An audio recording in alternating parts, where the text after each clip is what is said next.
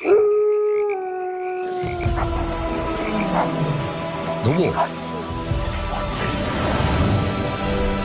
The original ancestor of our dogs.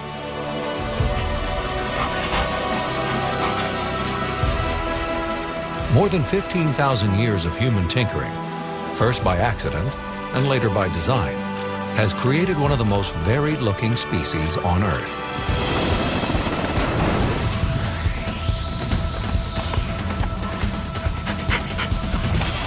From the start, we have shaped dogs to help make our lives easier. This is the story of how wolves and humans forged a bond that changed them, us, and the world forever.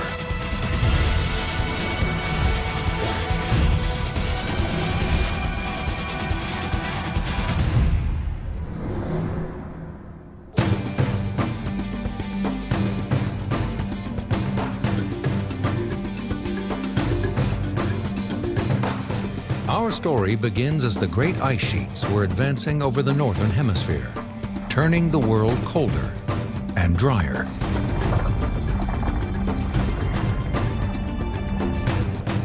This was the Ice Age, and it belonged to the wolf.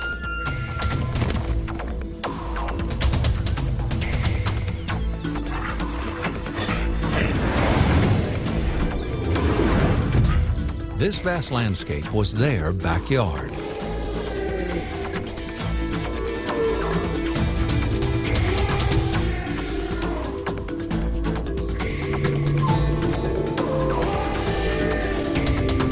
There were millions of wolves roaming the continents of the northern hemisphere.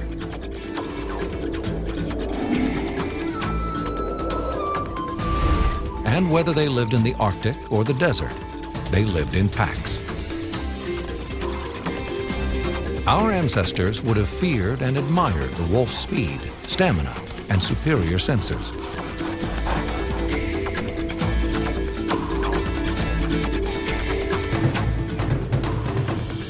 The wolf pack was the perfect killing machine. Once they sniffed out prey, it was already too late.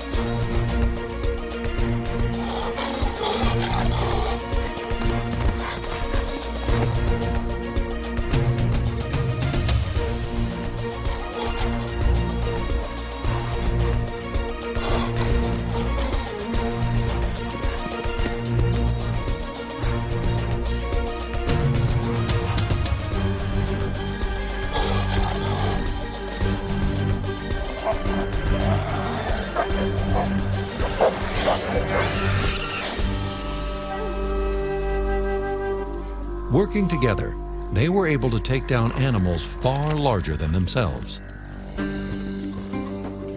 Wolf packs have a strict social order, led by an alpha male and alpha female. And the alphas got the choice bits, but the pack got its share too.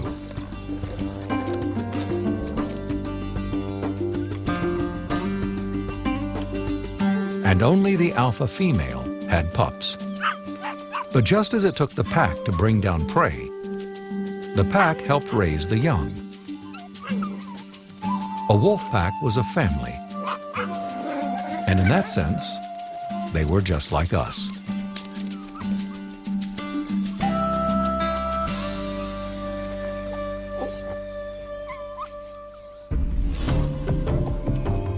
Clan loyalty held us together too, and kept us alive against tremendous Ice Age odds.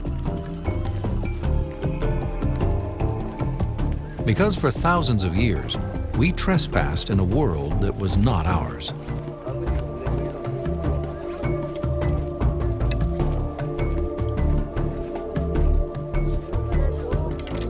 Back then, there were less than 1 million people on the entire planet. And if our ancestors felt like they were always being watched, it's because they were. Wolves, like us, are curious animals.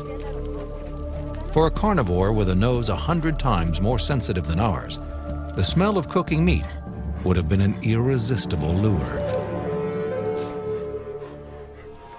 They followed their noses to the edge of our camps and discovered an unexpected prize: our garbage. Even for this top predator, hunting was hard work that often went unrewarded. The most curious, least aggressive wolves discovered that there were rewards to be had living close to us. Our scraps became a new kind of fast food, and the camp wolf was born.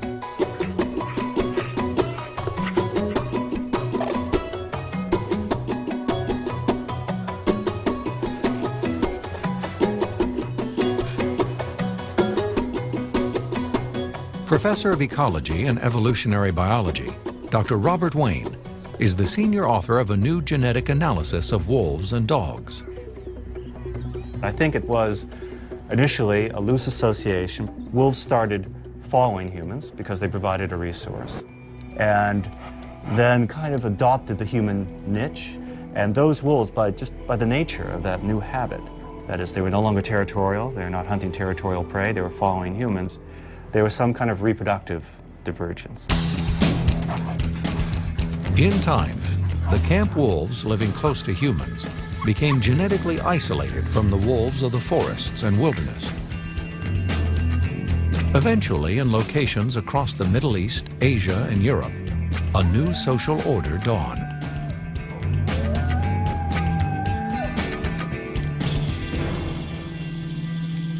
And the most curious humans and wolves were taking one small step toward the creation of the dog.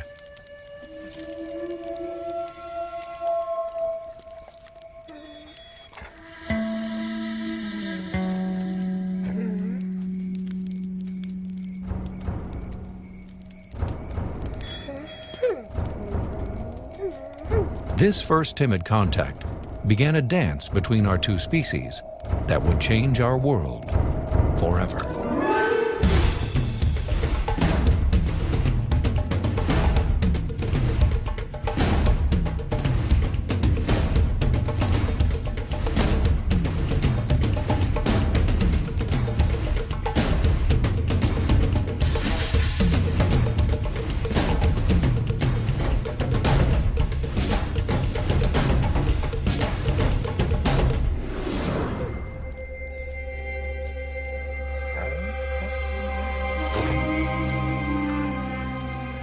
There must have been something special about wolves which predisposed them towards domestication. And I think the real inkling of that is wolves were the only large carnivore that human has ever domesticated.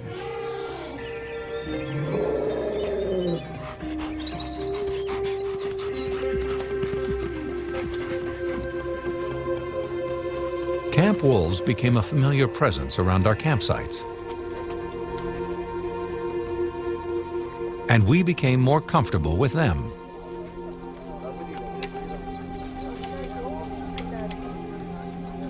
These were perilous times for our ancestors. They were surrounded by animals bigger, stronger, and faster than us.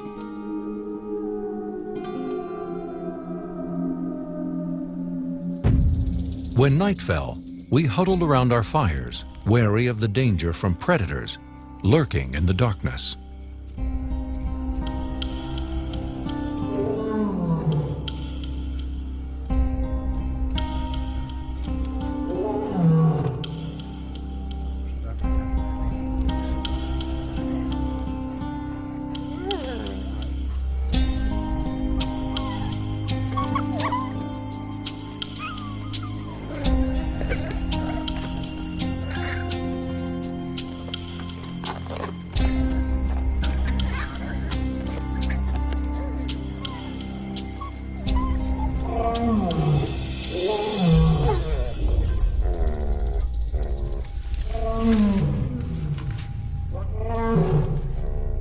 it's likely the camp wolf's earliest service to humans was as an alarm to danger.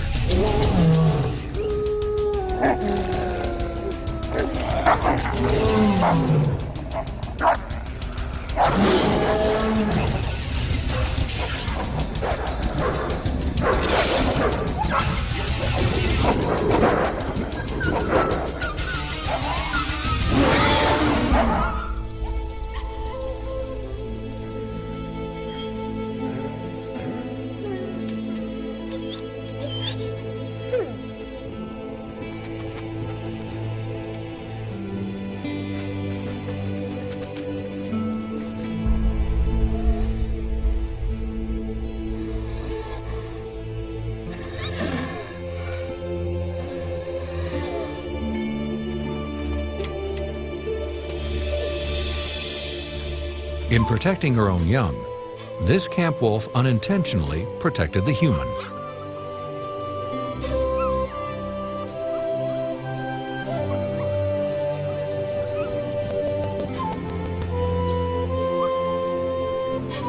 But now her pups were orphaned.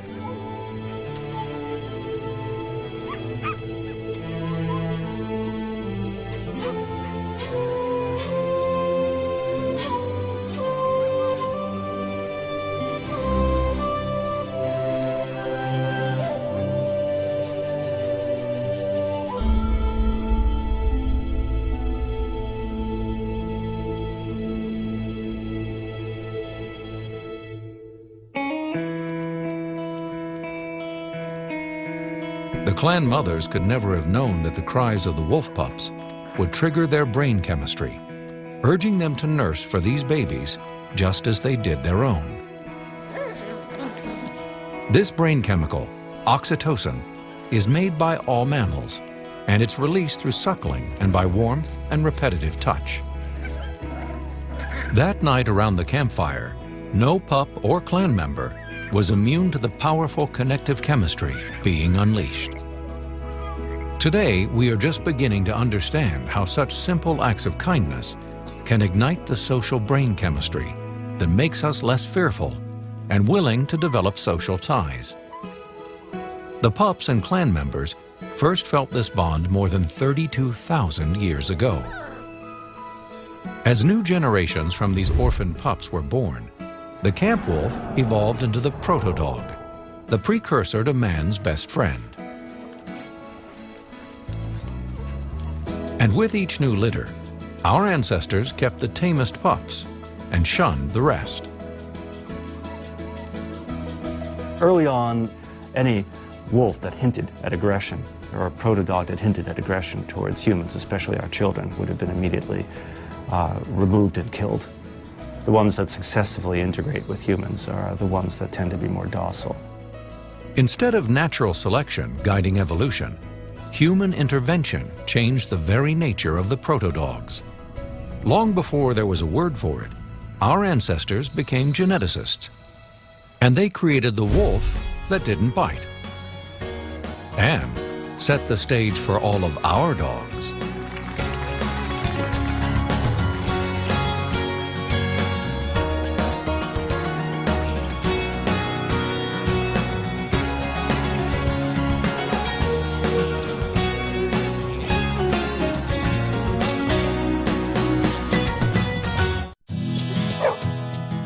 There is no history of dogs without humans solidly at their side. Dogs exist because we needed them. We needed them to protect us and to help us hunt, to gather our herds, haul our stuff, and later even heal us. And they do all this for us because they need us too. We humans have become their ecological niche. Our mutual need for nurturing and companionship keeps dogs near and dear to us in the 21st century. A recent genetic study provides clues of how all dog breeds are related and how they're all related to wolves. We compared all our markers in the dog genome to the same markers in the wolf genome. And we asked, what markers are very divergent? And we find that the primary signal in the dog genome of origin is from Middle Eastern wolves. Genetic evidence points to Middle Eastern wolves as the original ancestors of our dogs. The genetic contributions from other wolf populations all occurred at later points in dog evolution. But when did the human-dog partnership begin? Our earliest archaeological evidence is a canine skull found not in the Middle East, but at Goyer Cave in Belgium. When it was discovered in 1870, it was believed to be the skull of a wolf. But in 2007, Dr. Mita Gimonpré re-examined the skull and found something quite different. These skulls were discovered more or less 140 years ago, and they remained in the museum since then. They were excavated in 2 different caves in the Belgian Ardennes. This skull, as you can see, is very gracile, very slender compared to this wolf skull. It has quite a short snout, and this is typical for domestic dogs. Its teeth are still quite large. So this is not typical for recent dogs, but is a sign that it's really an old dog. This skull has been carbon dated as being over 31,000 years old, twice as old as the oldest dog skull previously found. This is the most compelling evidence that long before the end of the Ice Age, environmental and human influences had given rise to the dog. And it may have looked something like this. But was it tame? Tameness means, to me, docility, that is. An animal that will not harm you generally and will be submissive to your needs. Domestication, to me, means much more than that. That is, if you open the gates for your dog, it may go out for a walkabout, but it's still going to come back to you for food and shelter and even for companionship. It's part of human society and dependent upon it. The Goyer skull at 31,000 years ago is indeed a very old dog, and it really does suggest that domestication occurred on the order of tens of thousands of years ago. Other evidence of humans and dogs has been found in Israel, Western Russia, and Germany. But perhaps the most intriguing find is in southern France. Chauvet Cave, discovered in 1994, contains the earliest cave paintings in Europe. Perhaps the most important discovery was not found on the cave walls, but in the damp clay floor. Here, archaeologists found footprints of a child that appears to have been accompanied by a dog. Unlike wolf tracks, these have the shorter middle toe of a dog's. Carbon dating of the child's torch marks, swiped on the cave wall, tell us he and this ancient dog may have taken their walk together 26,000 years ago. The archaeological record is tantalizing, but sparse. And genetic research can tell us where dogs came from, but not how closely they may have looked like the dogs in our living rooms today. In this analysis, we're looking at lineages, in a sense. We're tracing backwards in the family tree. We're not necessarily saying how that dog looked 1,000 or 2,000 years ago. We're asking what its ancestry was.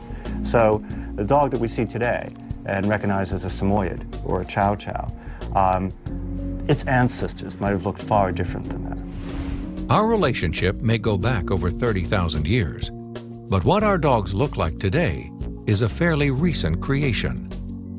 Something on the order of 80% of our dogs probably derived from selective breeding practices in the last few hundred years. With the Victorian era, 12,000 years ago, there wasn't anywhere near the strict breeding regime that exists today. So an individual may have had a whole mixture of dogs, small to large, with various abilities, and tried to select amongst them, but there was nowhere near the rigid types that we see today. The last cold snap of the Ice Age turned Western Europe both cooler and drier.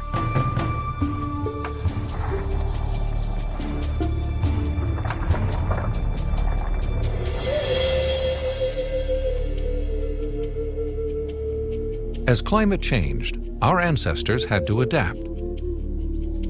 And for hunter-gatherers hunger was an everyday occurrence.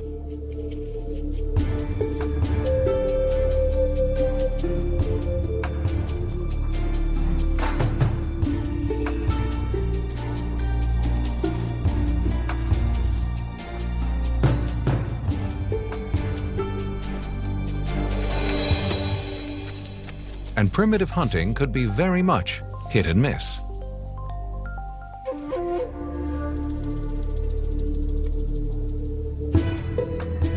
Our ancestors discovered their dogs could flush and kill game more efficiently than they could. Dogs had the keen ears and noses to find game, big and small, and the speed and agility to run it down.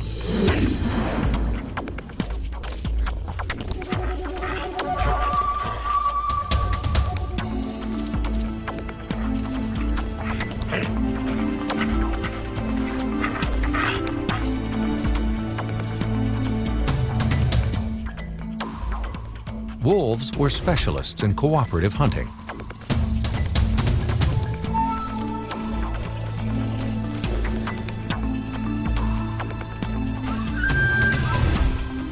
Our ancestors learned that some dogs retain the wolf's instinct to hunt and to share their food with us, their pack.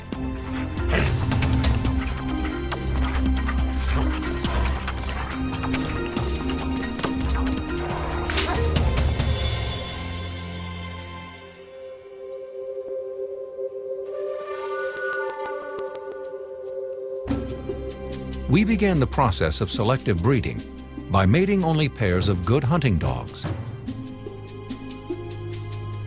Our ancestors were literally creating the perfect partners for the hunt. This is the modern-day Saluki. It's a living relic of one of man's earliest shaping of a good hunting dog into a great one. A Saluki-like dog skeleton was found in a burial mound in northwest Iraq that dates back to 5,500 years ago. 3,300 years ago, this fan was made for King Tutankhamun, showing the young king hunting ostriches with a dog, the spitting image of a Saluki. Salukis are sighthounds. Over millennia, Salukis were carefully bred and trained to spot and chase game across the hottest deserts. They aren't the fastest dogs humans created, but at 33 miles per hour, they're fast enough. Their real talent is being able to hold that speed for up to 2 miles to exhaust their prey, something even a wolf will rarely do. A Saluki's long legs can cover nearly 12 feet in a single stride. At 2 points in their gallop, all 4 paws are off the ground.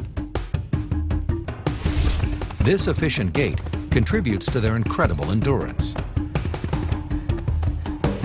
Wolves can run around 30 miles per hour. At top speed, a wolf's stride is 6 to 8 feet.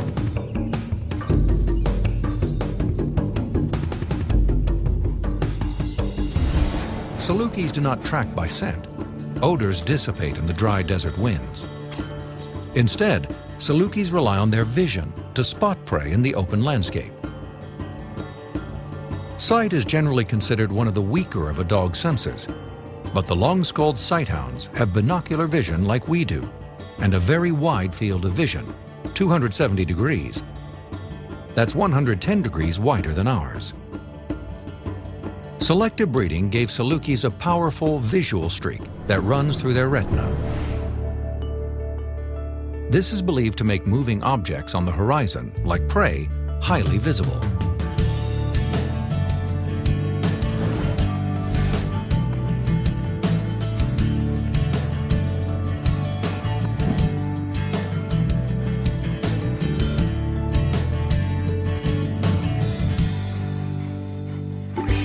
From these first sighthounds came Afghans, Borzoi, Irish wolfhounds, and the fastest of all, the greyhounds. Where's the bird? Find a bird. Whoa. But some hunting dogs are at their best when standing perfectly still. This is the pointer, a distant relative of the greyhound, crossed with scent hounds to produce a dog with good legs, a great nose, and terrific self-control. Whoa. Whoa. It's bred to find game hiding at our feet. Good boy. Pointers not only sniff out hidden prey, they freeze on a dime before scaring it off and point the presence of a bird out to its owner. The German short-haired pointer was bred for the common person in Germany.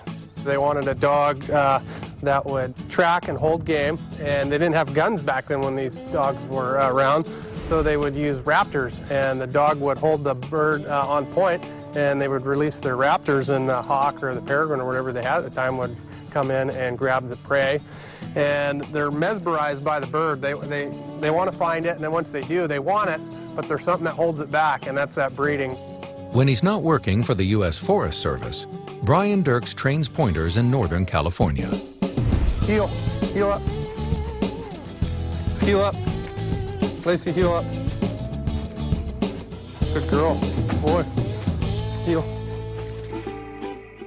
Today, most of us no longer need dogs as hunting partners and simply enjoy these popular breeds as cherished family members.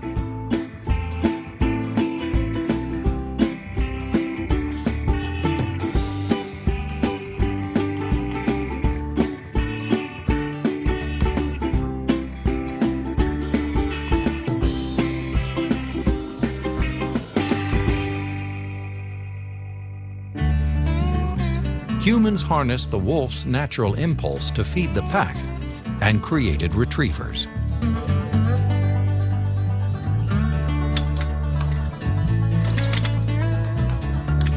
Retrievers are bred to recover prey and return it to the hunter without damage.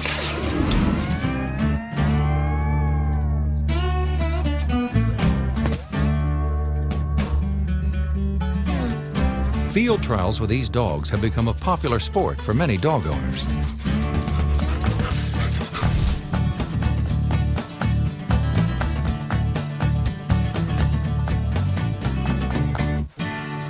Retrievers are equally at home on land or water. Their double-layered coats insulate against all kinds of weather, and webbed feet help propel them through the water. Poodles are rarely used for retrieving anymore. It's a treat to see these hunting dogs doing what they were originally bred for.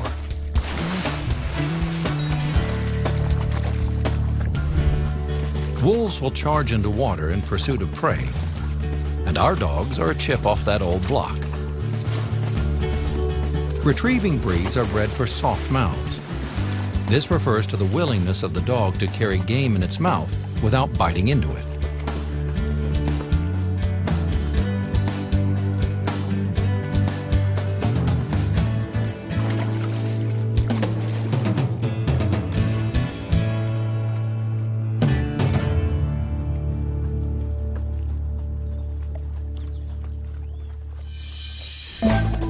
A wolf's jaw has a bite force of 1,500 pounds per square inch of bone-crushing pressure.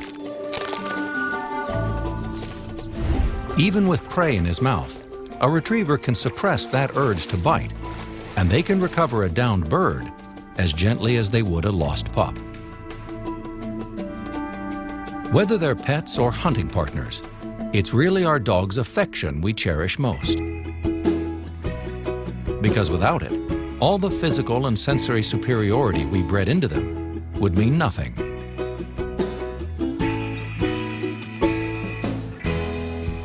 And without our love, they would still be wolves.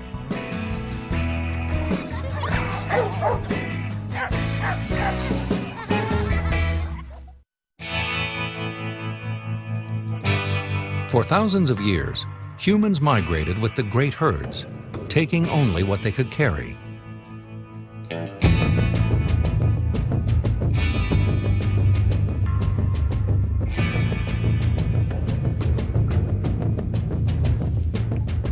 But the end of the Ice Age scrambled the old world order,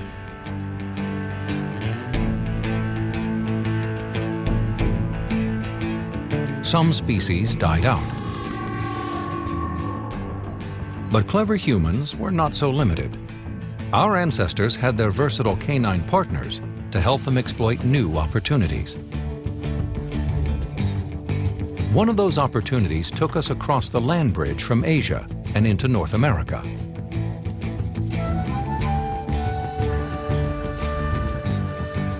On the vast North American plains, humans discovered a way to lighten their load when they turned to their dogs.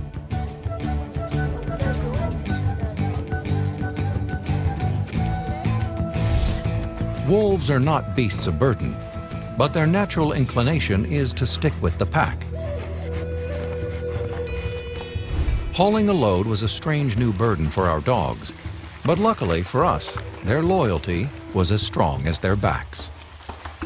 We don't know the exact date this all happened, but the ancestors of the Ute Indians used dog-powered travois to carry their belongings for thousands of years. When it comes to hauling, nothing beats the power of the pack. Since ancient times, most large breeds of dogs were used as draft animals. Even in the early 20th century, draft dogs hauled people and goods and also took on chores when horses weren't available.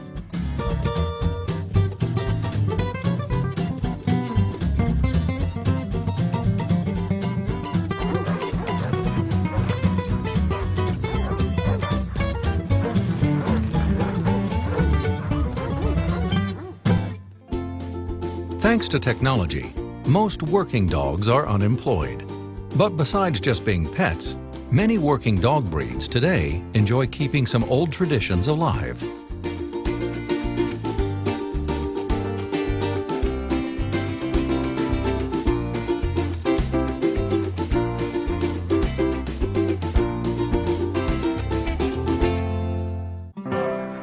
Dogs have been hauling us over snow and ice for hundreds of years. These are original Arctic sled dogs, the Malamute and Siberian Husky.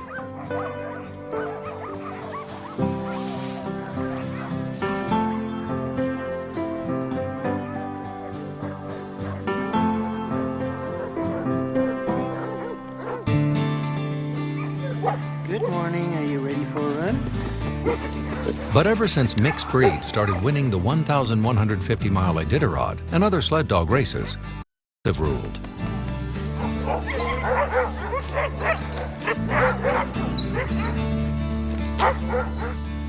Traditional sled dogs have been bred with greyhounds, setters, pointers, hounds, mastiffs, St. Bernards, and Newfoundlands to create outstanding racing dogs.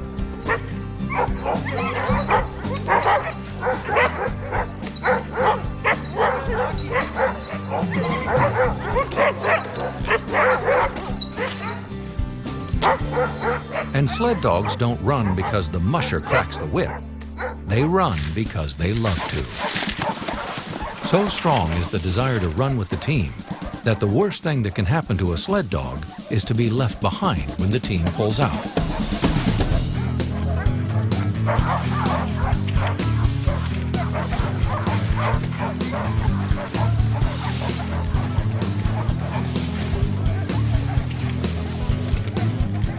Spotting a dog's talents and knowing how to use them has helped humans turn these motley crews into Iditarod gold.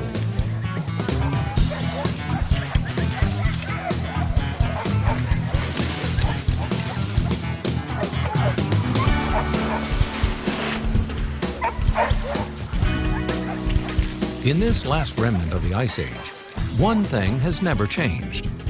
The ultimate Arctic compliment was always, and still is, Puppies. you are good with dogs.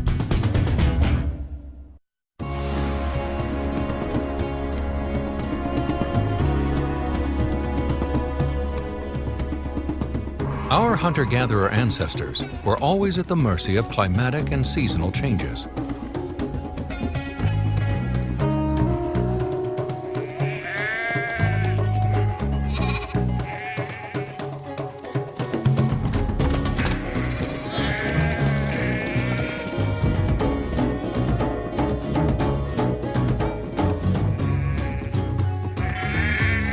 We can only imagine our ancestors' surprise and delight when they first saw their dogs doing this, herding.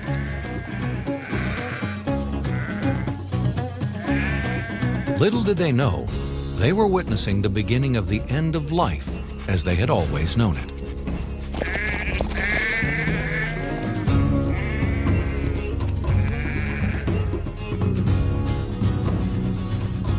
With dogs like this, herds could be gathered and contained, not followed.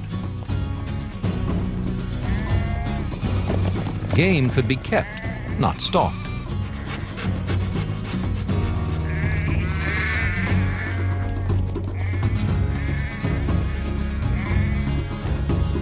Thanks to dogs, wild animals became livestock, and we humans were on our way to becoming herders and farmers.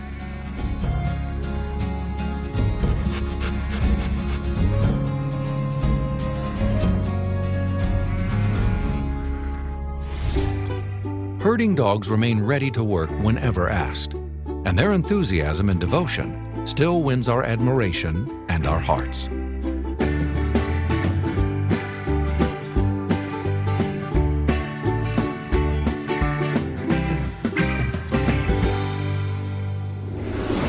Even today, Jerry Williams needs a bit of wolf to help him get the job done. My name is Jerry. I'm a rancher in the San Ynez Valley. I couldn't even imagine ranching without a dog. Jerry runs 1,000 head of cattle on his 2,500-acre ranch. It's an idyllic life, made possible by some very good dogs. The big thing about the Border Collie dog is that they are the smartest dog in the world. They know their job, and they do it damn well. Just get in. Just look around. Just look around. Just way out. Way out. We've always used Border Collies day in, day out. And if I didn't have these dogs, I would have to have 1 to 2 more employees to help run our family operation. It would probably take me 2 to 3 times as long to get the work done. Jerry's Border Collies have retained their wolf's herding savvy, but are focused on a completely different goal. When wolf packs hunt, they work together to separate their intended prey from the herd.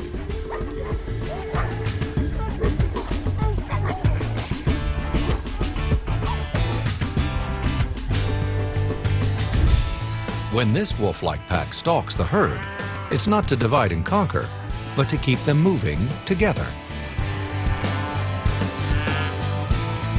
This inhibition of the killer instinct may seem unwolf-like, but it isn't. A good herding dog has the right balance of boldness, excitability, and a desire to herd. Jerry won't introduce his young dogs to the herd until they're old enough to stare down a cow. This predatory behavior emerges when they're about 7 months old. This is the first step in a series of stalking and chasing behavior, and what Jerry looks for before beginning to train his dogs to herd. When all these genetic talents are in sync, these dogs can move a mountain of meat. And the Border Collie's legendary trainability is also encoded in their DNA, which has allowed their masters to run their herds by remote control. Things happen out here so fast, there's not enough time for me to control every movement. They have to think on their own. Once you show them something once, they've got it and everything. And they have the heart, the desire, and the ability to do just about anything. Jerry's Border Collies are as highly attuned to his every whim and move as they are to the herd's.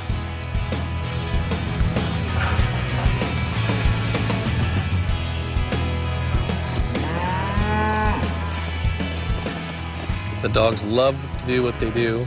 They'll work their heart out and do anything for me. They're the most loyal animals I've ever been around in my life. I'll be honest with you there.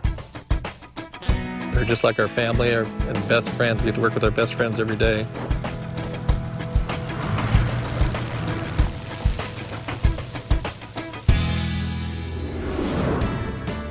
Handling livestock in the confines of a farmyard is a different job that needs a different dog. Vicky Northway's corgis help her handle all the livestock on her spread. While Border Collies excel at open-range herding, it's the little corgi that is most adept at these close-order drills. It's the little chore work that she's really best at. I wouldn't send her out on the other side of the field to bring in 250 head of sheep, but when I have to move the ducks from a pen or I have to put the sheep up so I can doctor them, Hella's right there. And they know what they're supposed to be doing. They're supposed to control the stock. You know, they're in total command of animals that are 2, 3, 10 times their size. Corgis, in both behavior and height, are healers, a kind of herding dog bred to nip the hocks of livestock to drive them forward. The Pembroke Welsh Corgi was bred in Wales at a time when farmers were grazing their stock in big open areas. It was kind of the Corgi's job to have like an imaginary fence line. And when other neighbors' stock would come close to their stock, they'd push them back. That's a good thing for Vicky, because it can be very dangerous working with large animals. My cows are pretty gentle. Most people will breed for good temperament in cows. But what'll get you hurt is when they group together and they start shoving and fighting each other for feed. And people get killed by stock all the time. So it's Hella's job to watch my back. And she's right there pushing them away from me and keeping an eye. That's my girl! Hit! Good girl, good girl, good girl! Walk up, walk up, walk up, walk up! You got it! That's my girl! That's my girl! They're really like little policemen. At heel height, they are perfectly positioned for their job and low and fast enough to avoid the occasional kick. She's not a farm implement. She's a family member. She's just working for a living like I do. In the corgi, man created the perfect blend of intelligence, speed, and oversized canine boldness.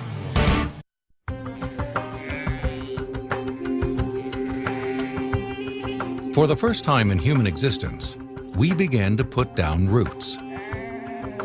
Wild animals had become our livestock, our wealth. And our ancestors relied on this domesticated livestock as much as on farming.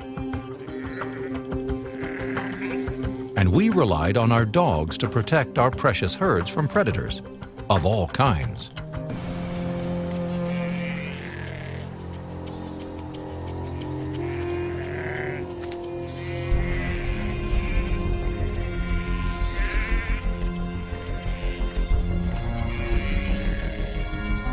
We bred dogs with the nose and ears to best sense danger.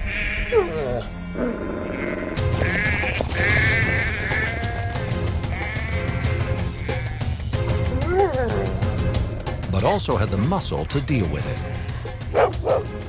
Just as a wolf loyally defends its pack and territory, we created dogs who would loyally defend their human pack.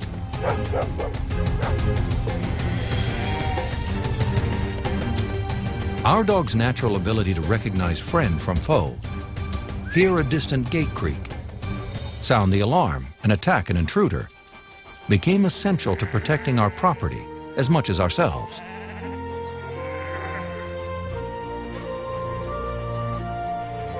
Even today, there are places where flocks still need to be protected. Jerry Williams has his border collies to move his cattle, but he also has 300 goats, and they need a different kind of dog. The Pyrenees dogs were new to us in the last 4 years, and we got introduced to the Pyrenees when we bought goats to help control our brush problems on the ranches, because we couldn't do controlled burns anymore. This is Miller, one of Jerry's 3 Great Pyrenees dogs. We have a real problem with coyotes and lions in our area. We've had lions seen in with our goats 3 different times, and we have had 0 predation from lions or anything else as long as the Pyrenees are with the goats. Come on, Miller. Come on, buddy. You ready to go to work? Great Pyrenees are livestock guards, and they develop this protective instinct due to an unusual childhood. The Pyrenees are born with the goats and are raised up with the goats their whole life. No matter what, they want to be with the goats. It's fun to watch them out in the field because they'll go out ahead of the goats and check an area out, and the goats will head out there to where they're at You see how comfortable the goats are eating and putting their heads down and grazing, and he's got his head up watching everything. Because the Pyrenees pups are raised with the goats from such an early age, hormones influence the dogs to see the goats as their herd.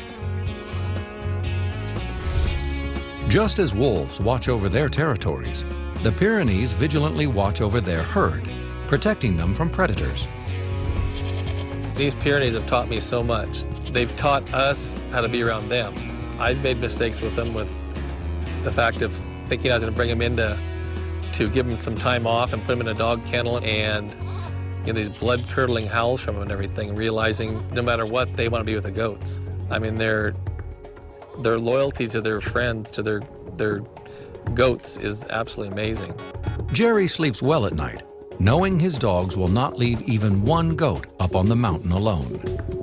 When we bring the goats in, we count the dogs, not the goats. Because if we have all of our dogs, we know we have all of our goats.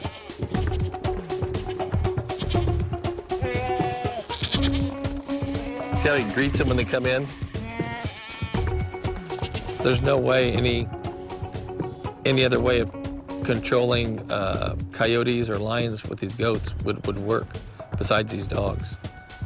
They're worth their weight in gold, without a doubt. Dogs have protected our herds and homes for thousands of years. Many Roman homes had mosaic panels like this one from the ruins of Pompeii, with the Latin inscription Cave Canem, literally meaning beware of dog, proclaiming that a guard dog's on duty. For many of us today, dogs bred originally to be guards are both family members and loving companions.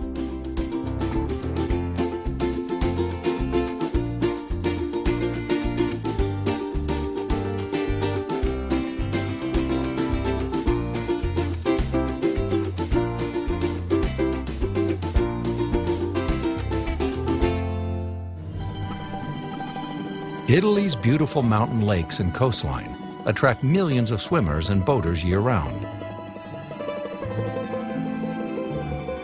If you get into trouble in Italian waters, this is what you want to see. The Protezione Civile, the first and only organization of its kind in the world. The Italian Coast Guard counts on this unique, highly trained volunteer corps of civilians and their dogs to help them keep the water safe.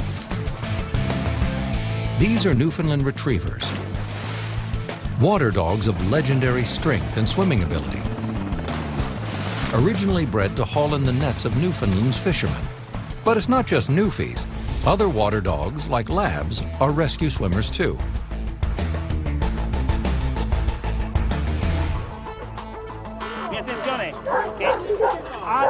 The Protezione Civile was the brainchild of Ferruccio Pollegna.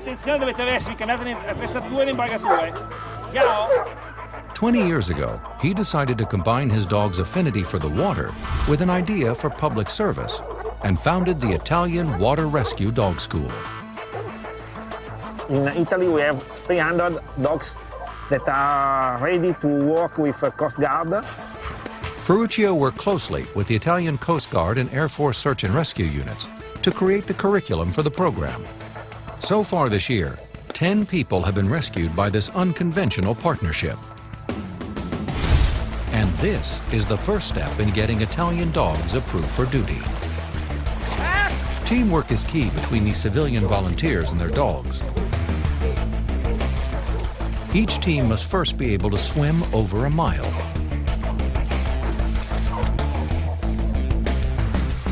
The owner and dog have different skills to master.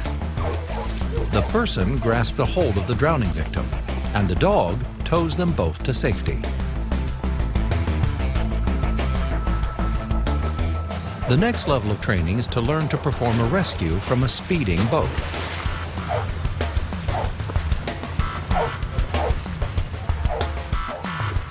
The training program can take as long as 3 years to complete. The dogs are trained in a gentle and supportive process that develops profound trust in their owners.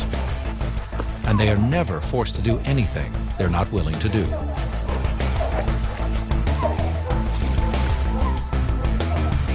All this training, trust, and confidence is put to the test when the dogs and their owners face their final exam.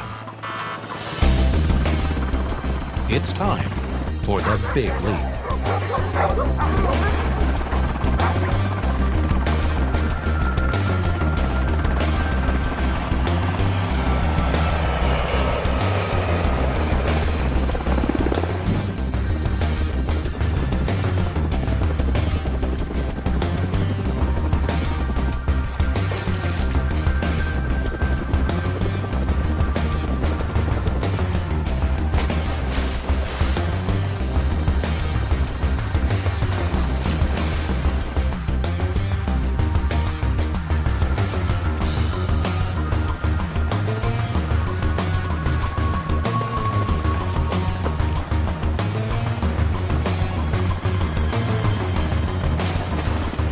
And if a dog is not ready, it's okay. They're never forced to jump. And there's always next year.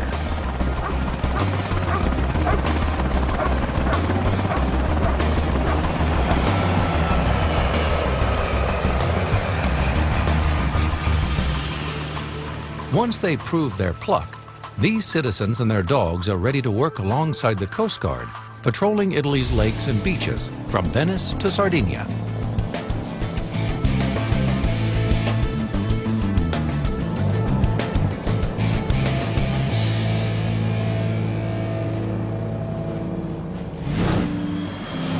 Whether it's in the water or on land, there are so many ways dogs protect our lives. Who can forget U.S. Airways Flight 1549's crash landing into the Hudson River? A perfectly good plane, struck down by a flock of geese. The FAA Wildlife Strike Database has recorded over 108,000 wildlife strikes on commercial and military flights in the United States between 1990 and 2009.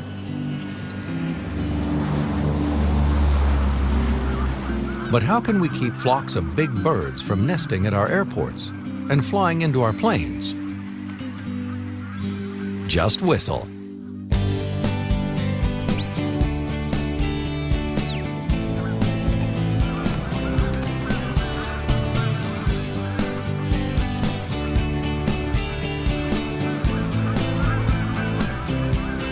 That'll do, good girl.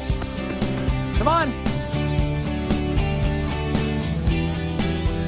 This is Dr. Nick Carter, the director of the Bird Strike Control Program. His organization uses border collies, like Vassie here, to do what nothing else can: change the migratory habits of Canada geese. Come on. They're gone, come on. Today, nature calls them to McConnell Air Force Base in Wichita, Kansas. And this is what he and Vassie have come here to protect. What we're doing is introducing a predator back into a predator-free environment. Airports and air bases have walled off their airfields and prevented anybody from coming in, any animals, anybody else. And so birds find it a nice, safe haven. And we're basically reintroducing a wolf into that environment.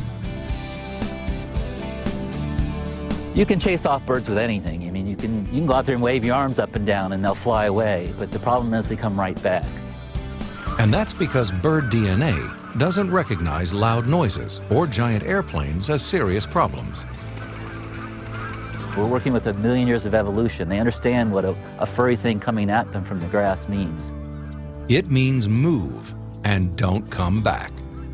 That's all we're doing is giving them a choice between a field somewhere else that doesn't have a predator in it and now this field that's close to the base with a predator in it.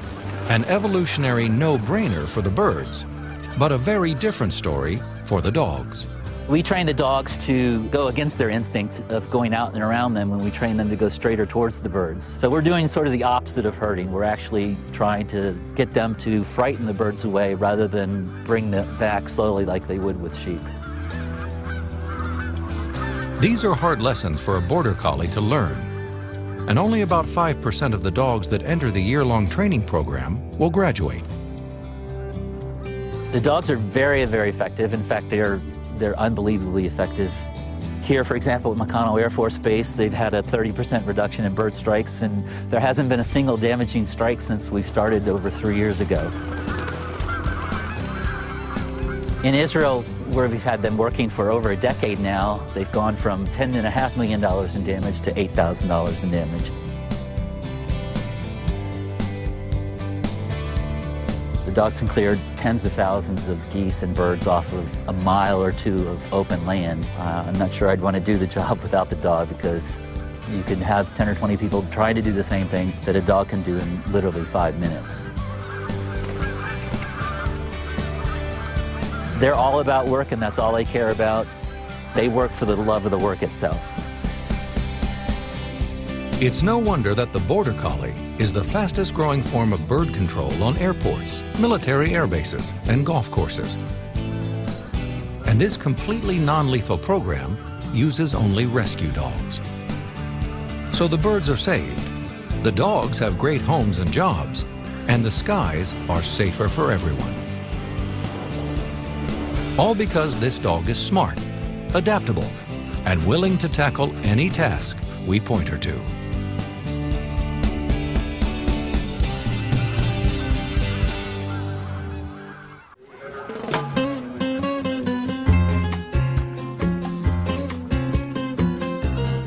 We humans change the size, shape, and heart of our dogs.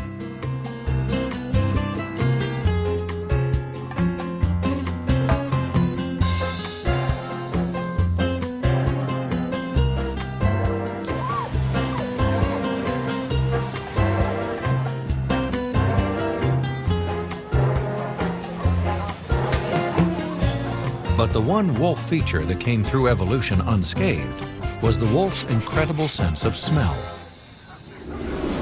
Wolves, in favorable conditions, can detect a scent up to 1 3/4 miles away.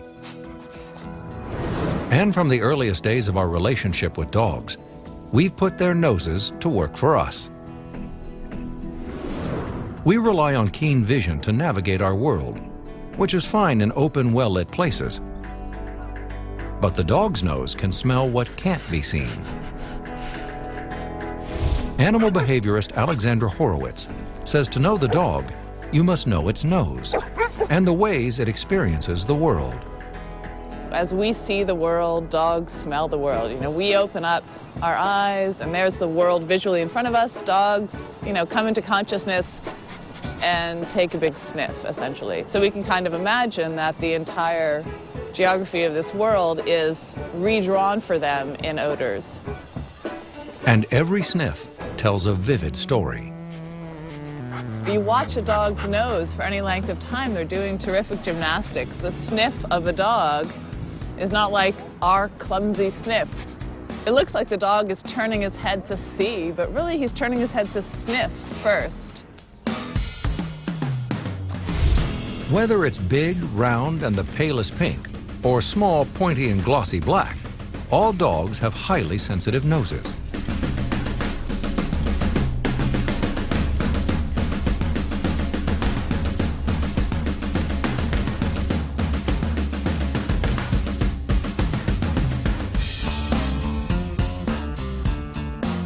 Humans are likely to discern one scent at a time, whichever is strongest.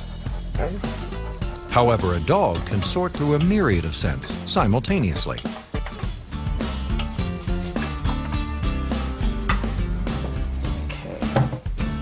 So if we smell a stew cooking, dogs smell each ingredient of the stew and the cook.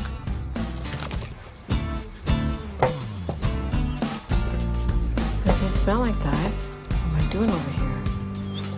Tedder, we got something special for you here. There you go. Oh yeah, Tedders. Oh, what's your favorite? Carrots are really good. Carrots are the best. Aren't they? Aren't they, buddy? Aren't carrots the best? Does this smell good to you, huh? Good dogs. It's gonna be really good. Dogs can move one nostril at a time, permitting them to perceive the direction of a scent. Once they pick up the scent, it dissolves on their wet nose. These liquefied molecules are then pushed further back into the snout. The dog devotes 40 times more of its brain power to smell than we do. A dog's nose contains about 60 square inches of scent receptors, called the epithelium. That's about the size of an 8.5 by 11-inch piece of paper. If you compared our scent receptor area, you would find it is a little smaller than a postage stamp. Amazingly, we've managed to take the great wolf nose and make it better. Yeah, they're on the move out there, really. Scent discrimination is part of obedience trials. Send your dog. Using its incredible sense of smell, the dog's task is to locate the one object on the field that its owner has handled.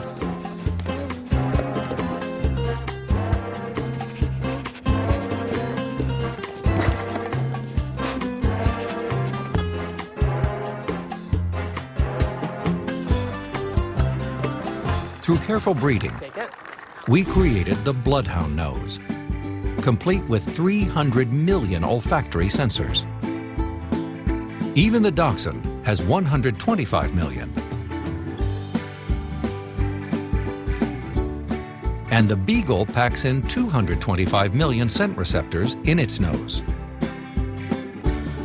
We have 96 different breeds of scent hounds, dogs specifically created by us over the years for their exceptional sense of smell. And today, people use a dog's keen sense of smell in many ways. If an object has an odor, a dog can be trained to identify it and find it. And Dr. Giovanni Morsiani's dogs do just that. I like to present you the king of the table, the truffle. You can see how magnificent they are, that bowl of white and black truffle that the Lagotto Romagnolo found here in Bagnara di Romagna. It turns out that a dog's keen sense of smell is perfectly suited for sniffing out these subterranean delicacies. And the dog of choice for Italian truffle hunters is the Lagotto Romagnolo. They nearly died out as a breed, but in the 1970s, Dr. Morsiani was one of 4 Italian dog lovers that brought the dogs back from the edge of extinction. Truffle hunting dogs have been used for centuries to sniff out and find truffles in Italy and France. Truffles can sell for thousands of dollars. The record price was set in 2007 when a truffle weighing a little over 3 pounds was sold for $330,000. Truffles have been collected for at least 3,600 years.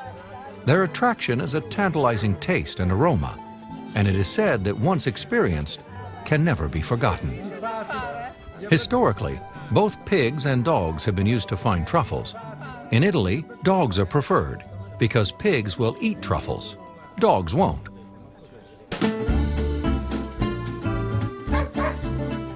Every year, truffle hunters in Italy take to the woods, hoping that the sensitive noses of their trained dogs will lead them to buried treasure. Finding truffles is a game for the dogs, and they're given a treat each time they find one. The night before a truffle hunt, the dogs aren't fed, so they'll be eager to find truffles for the treats. When hunting for truffles, a good dog proceeds slowly, sniffing and backtracking. Suddenly, it will drop its nose to the ground, inhale deeply, and then dig in with its front paws. Many dog owners experience the frustration of their dog leaving the backyard looking like a moonscape. Here, dogs are rewarded for being diligent diggers.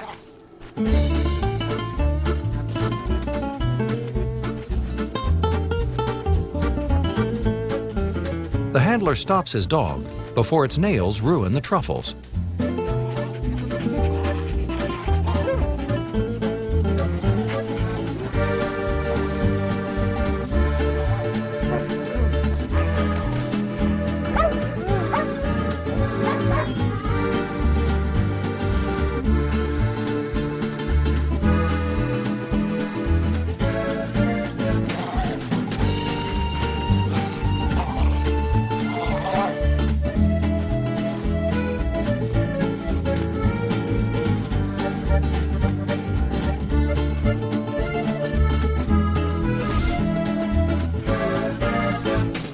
Truffle hunting dogs are so prized that competing human truffle hunters sometimes dog nap them. Anything to get an edge.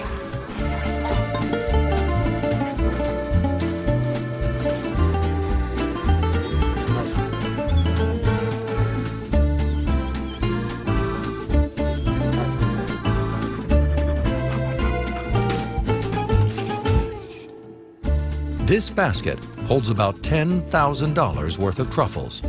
Not bad for an afternoon's outing.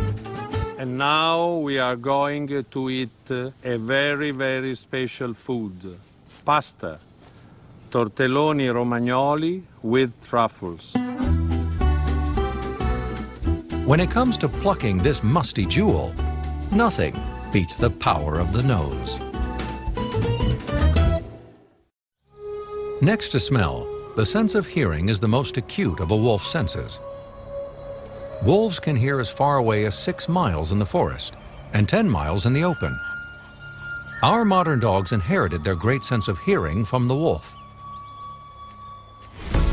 As newborns, a puppy's ear flaps are not movable, and their ear canals are sealed. They are deaf. Their ears don't begin to open until they're about 2 weeks old.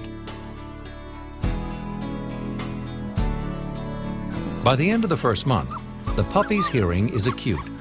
They are able to detect the direction that a sound comes from, and just like us, they learn to screen out a lot of background noise. These are important skills because, as adults, these dogs will sleep through blaring stereos or honking cars.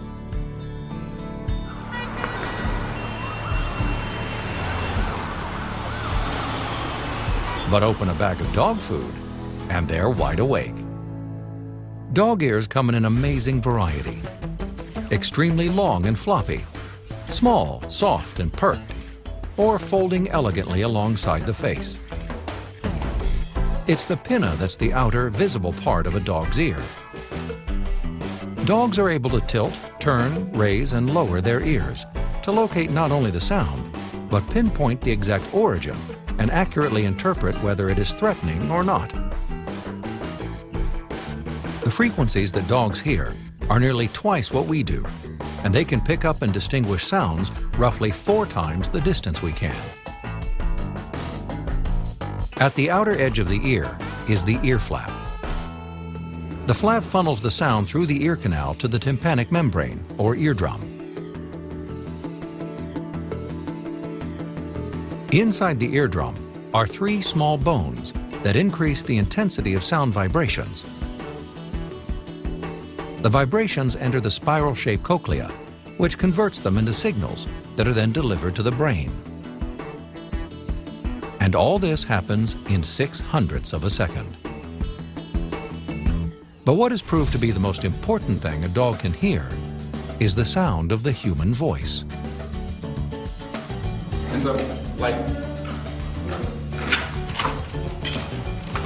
Beautiful. Awesome.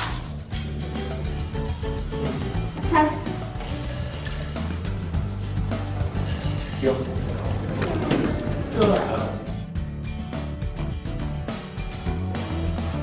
Okay, get.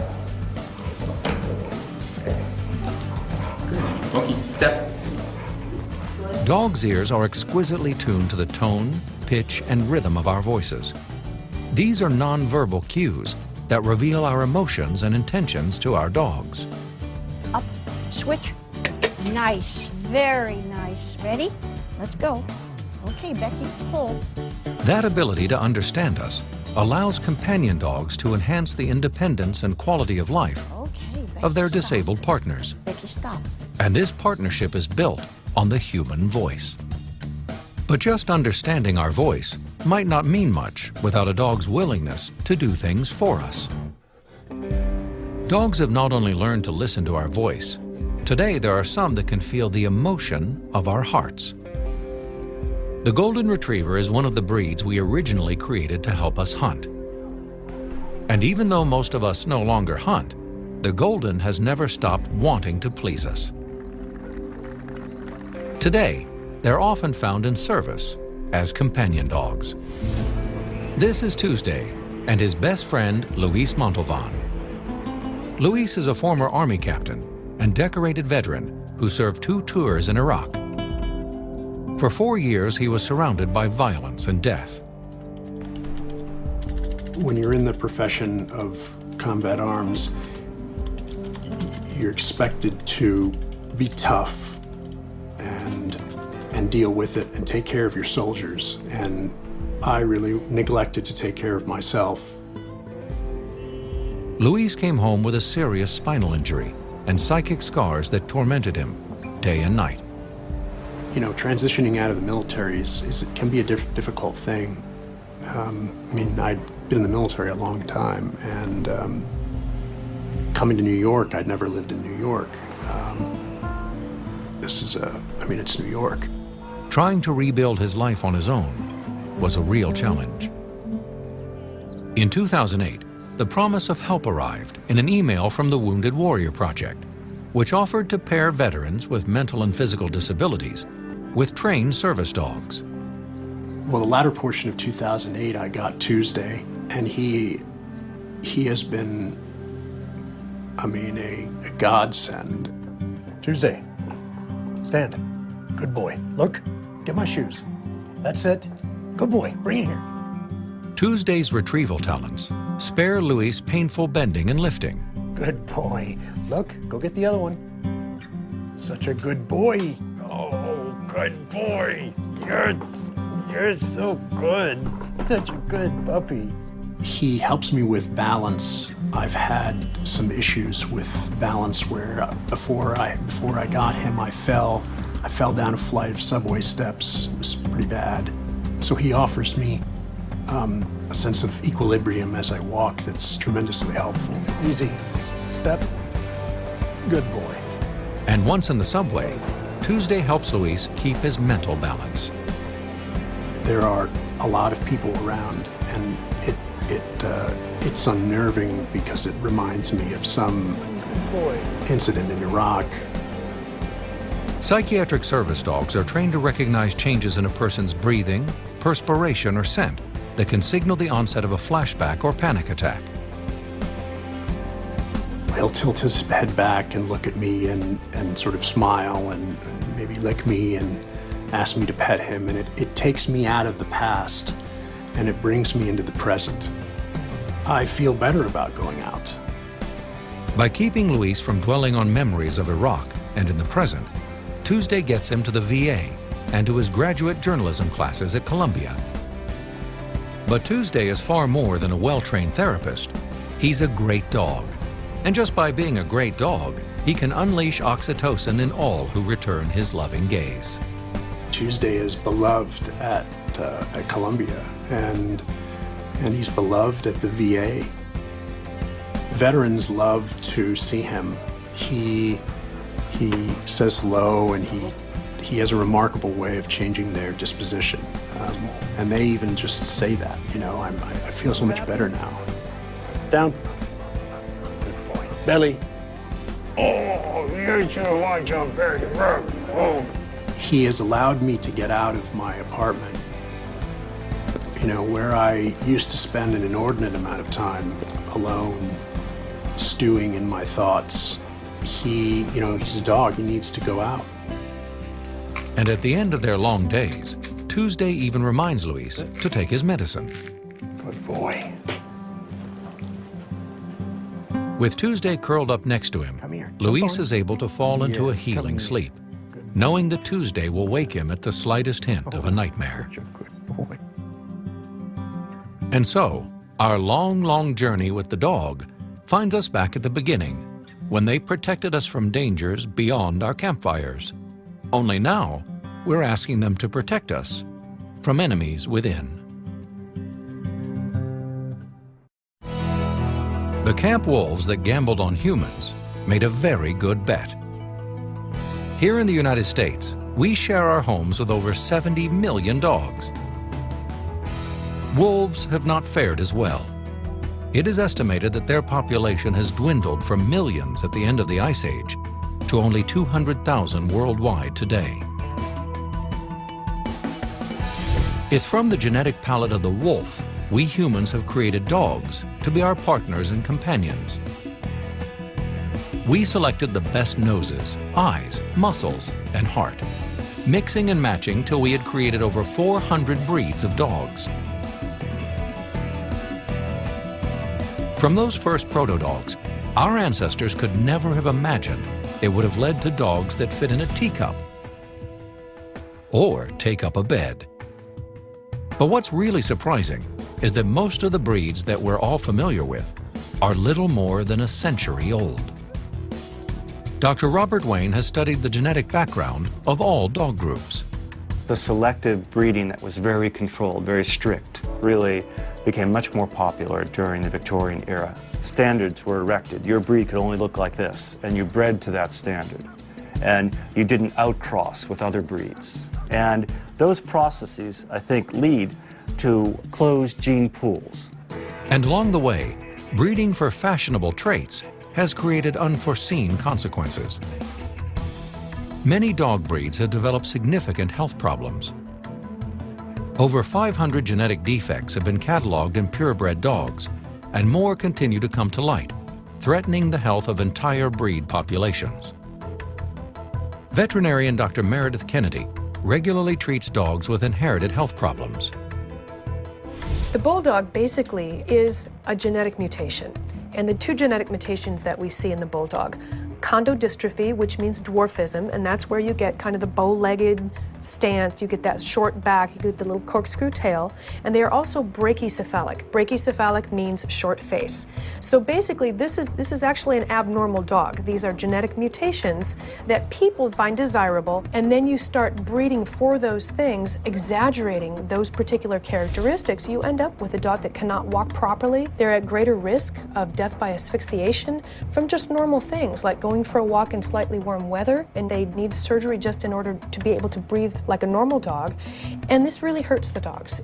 In the 1970s, breeders and veterinarians began to address these problems by crossbreeding several types of dogs that possess qualities that people liked in the English Bulldog. The result? The Old English Bulldog. Blend of the English Bulldog, the Mastiff, the American Bull Terrier, and the American Bulldog. The Old English Bulldog is an effort to create a healthier bulldog. You have a short-faced dog, but it's not quite as short-faced. There's a little bit more breathing room in the nasal passages, and these dogs don't tend to have the problem with the upper airway obstructive syndrome, the brachycephalic airway syndrome that we see with the very extreme English Bulldogs. An example of how breeders combat inherited health problems is happening here at the Palm Springs Dog Show. These are Samoyeds. Kathy De La Garza is judging them to their official breed standard for gait, appearance, temperament, and health. These are the potential mothers of many important litters. They're champions. It's important that they get bred to the right dogs with the right health checks, and that's how we do things.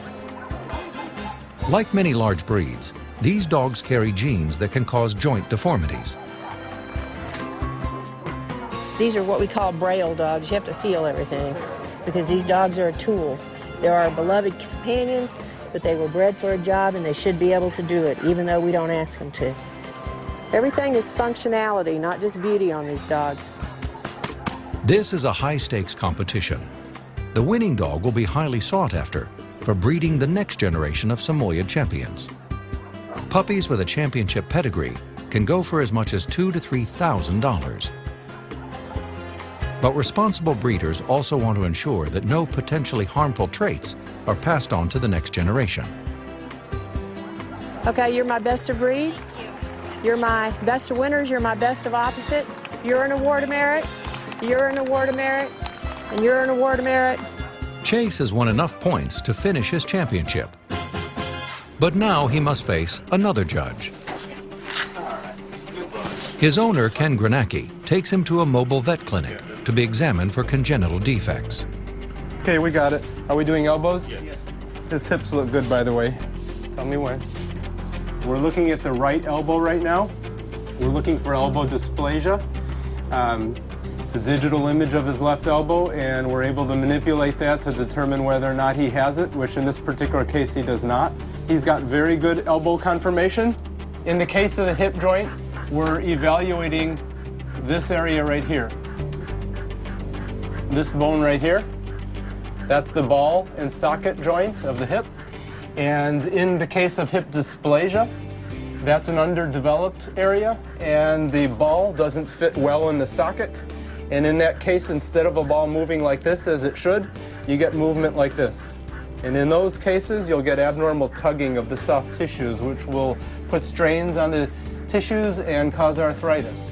It's what we're trying to breed against. It's the reason everybody comes in and gets these x-rays.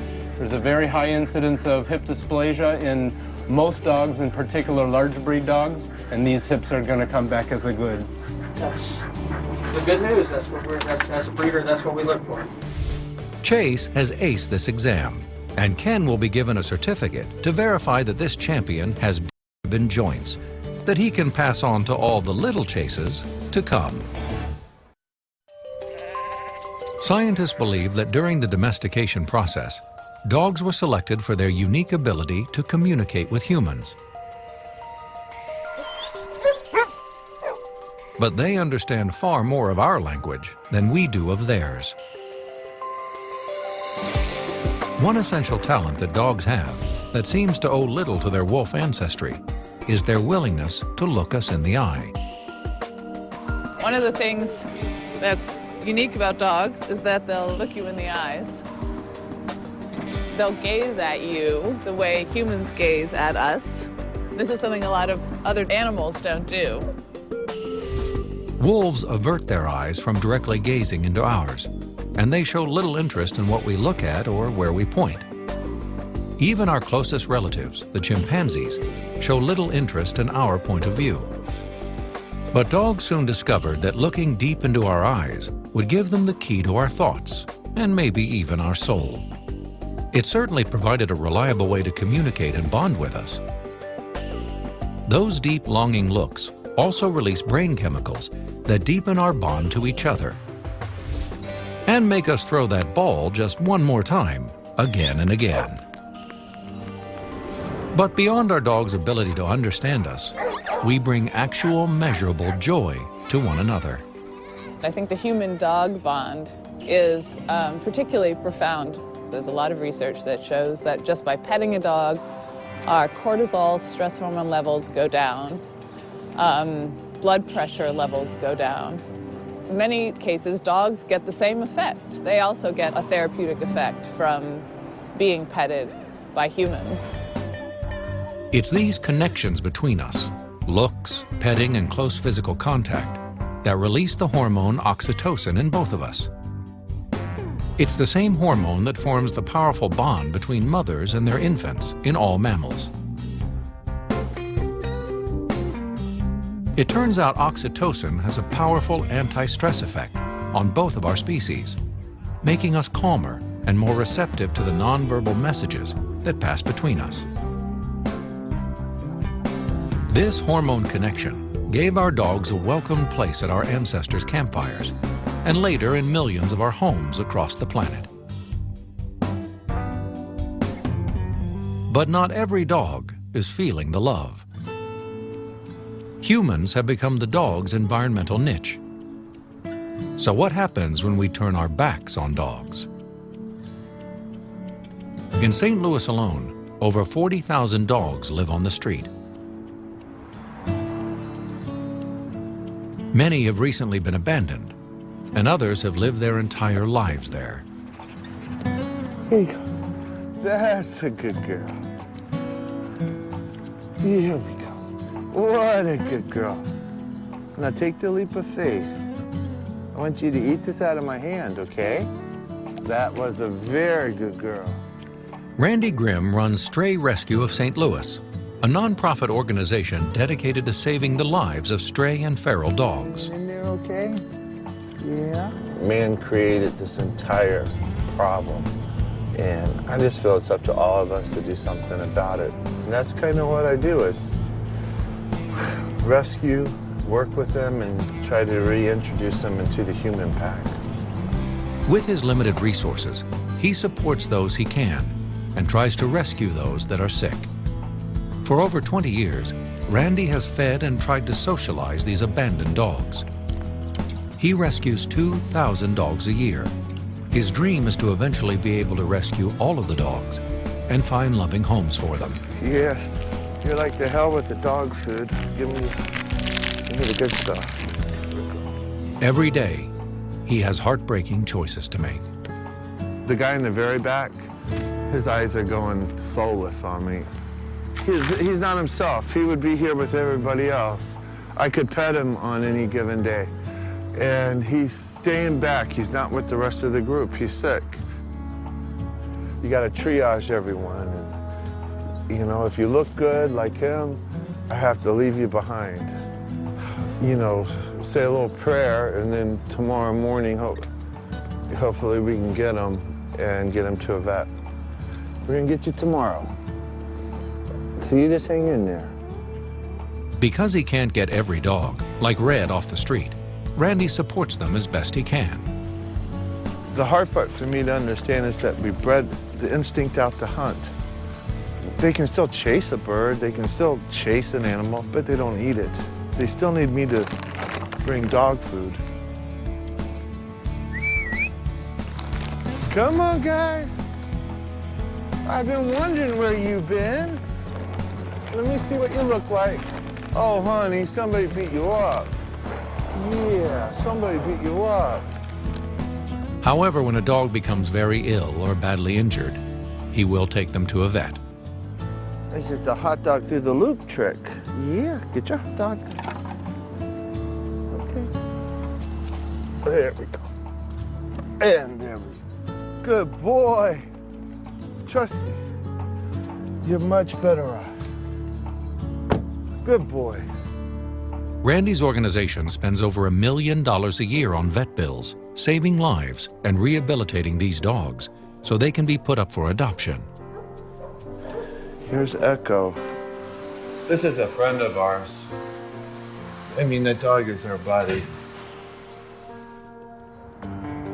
True to his word, the next morning, Randy's priority is to see how Red is.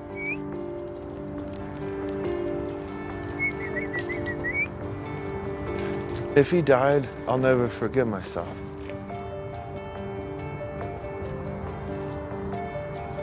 What, is he dead?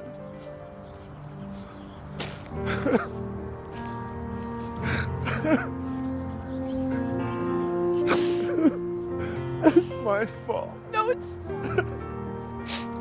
I'm sorry, I should have got you yesterday. Let's make it a priority. I'm getting these 3 guys out of here. Okay? Yep. I don't care if you don't have space. I don't care. You guys are being rescued this week. It's over. I'm never coming here again. Come here, sweetheart. Here's my baby. I'm sorry. I'm sorry your buddy's gone. I'm gonna get you out. I know. I'll get you guys out of here. I promise, okay? The following day, Randy makes good on his promise.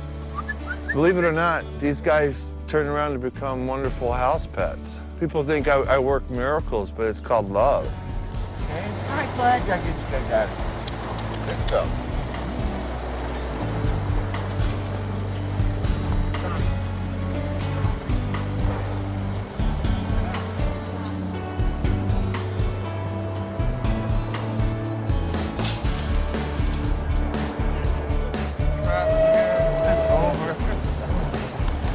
I'm so glad this is over.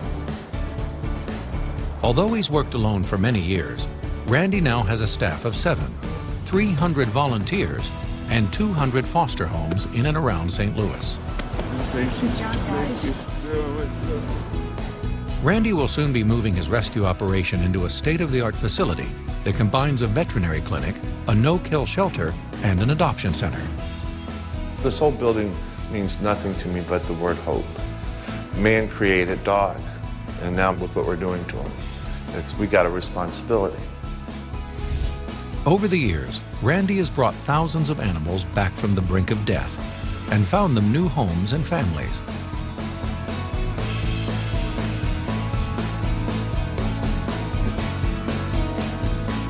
But many more are waiting for their chance at a new lease on life.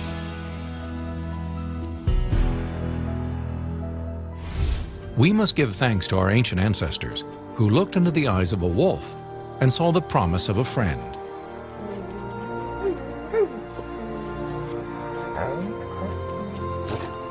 And to all those people that came before us that found they had a way with dogs, and helped to create the dogs we can no longer live without. Imagine the world if we had not befriended each other. It's nearly impossible, as their footsteps have always shadowed ours.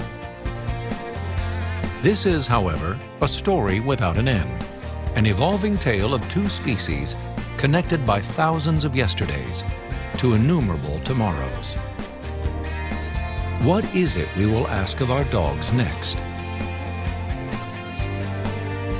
Whatever it is, they will happily comply, because that's who we made them to be.